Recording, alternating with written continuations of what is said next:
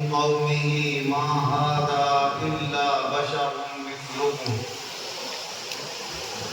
يريد أن يتفضل عليكم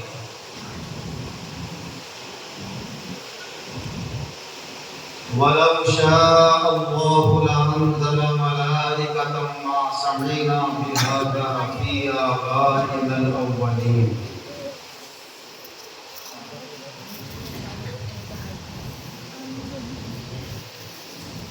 حضرات علماء کرام و معزز حاضرین،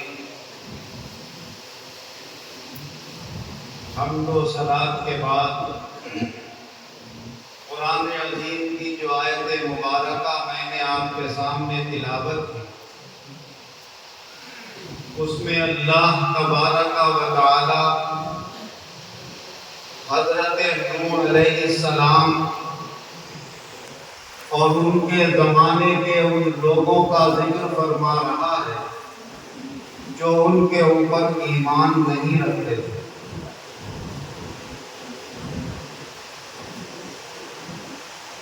کہ ان کافروں کے سرداروں نے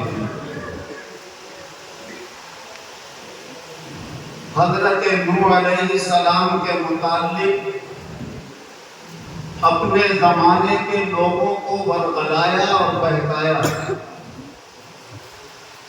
اور کہنے لگے کہ یہ جو تمہارے سامنے نبوت کا دعویٰ کرتے ہیں یہ غلط ہے، یہ تمہاری ہی طرح ایک آدمی ہے،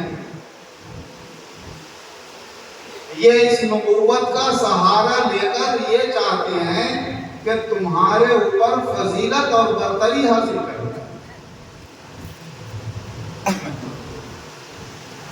ارے اگر اللہ کو اپنے احکام اپنے بندوں تک پہنچانا ہوتے تو کسی انسان کو کیوں بھیجتا؟ فرشتوں کو بھیج دیتا، اس میں تو سب قدرت ہے.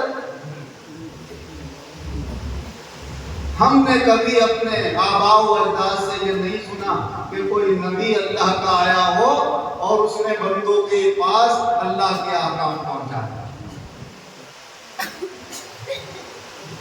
ان ہوا الا رجل به جنہ. بھائی یہ ایسا لگتا ہے جیسے ان کے اوپر کوئی جنونی کیفیت تھا.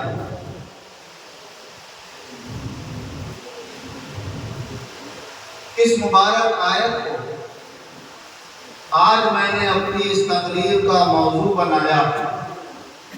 آج کل کے حالات سے متاثر ہو. جب سے یہ موبائل چلا ہے اور ہر آدمی کے پاس اپنی بات دنیا میں پھیلانے کا گھر بیٹھے ذریعہ مل گیا ہے، تو اچھائیاں تو کم پھیلائی جا رہی ہیں، اس کو برائیاں پھیلانے کا ذریعہ زیادہ بنایا جا رہا ہے.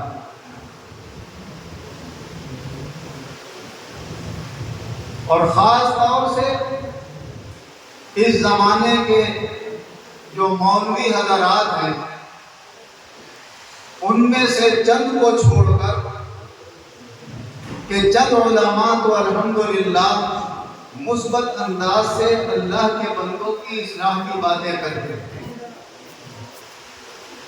موبائل کو حضور صلی اللہ علیہ وسلم کے امتیوں تک دین کی بات پہنچانے کا بہترین ذریعہ بنا رہے ہیں. مگر اکثر کا حال ایسا نظر آ رہا ہے، خاص طور سے ہندوستان اور پاکستان کے مولویوں میں، کہ ایک دوسرے کے پیچھے پڑے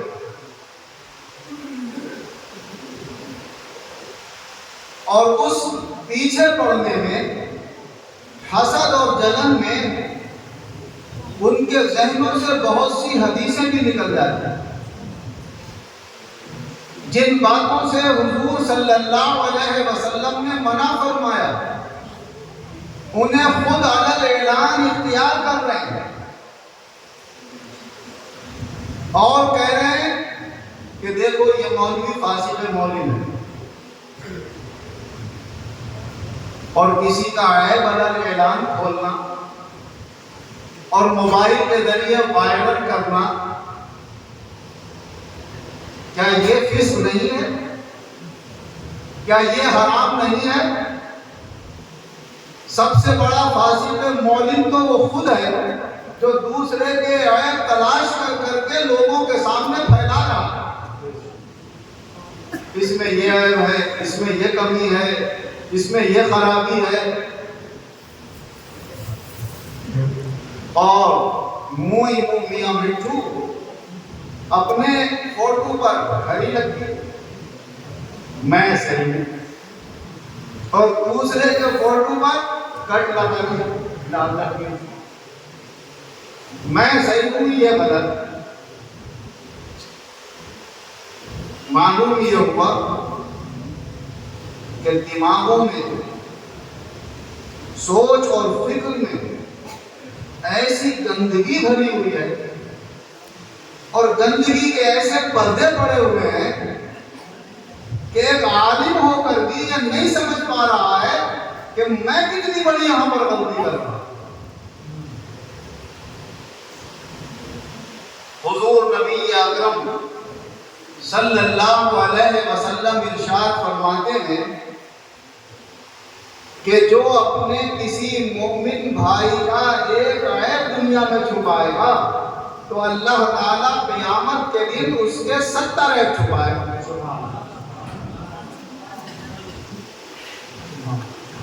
اور فرمایا کہ جو شخص کسی کی کمی کو لوگوں میں اجاگر کرے گا تو پھر ایک دن اس کے ساتھ بھی یہ معاملہ ہوگا کہ اس کے عیب لوگوں کے سامنے ظاہر ہو جائیں گے۔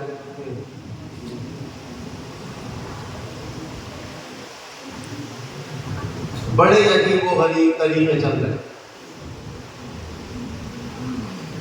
فون آ رہے ہیں، مولوی صاحب ایک مسئلہ پوچھنا ہے۔ میرے پاس فون آیا، میں الہ آباد سے بول رہا ہوں اور آپ کی ایک تقریر میں نے سنی تھی، اس میں آپ فرما رہے تھے کہ ہر شخص کے پیچھے نماز پڑھ لی جاتی ہے۔ میں نے کہا میں بولی کہہ رہا ہوں کہ حدیث پاک ہے، حضور صلی اللہ علیہ وسلم صلو خلف کل مسلم برتن کانا او فاجر وَإِنْ عَمِلَ الْكَبَائِرَ او کما قال رسول اللہ صلی اللہ علیہ وسلم۔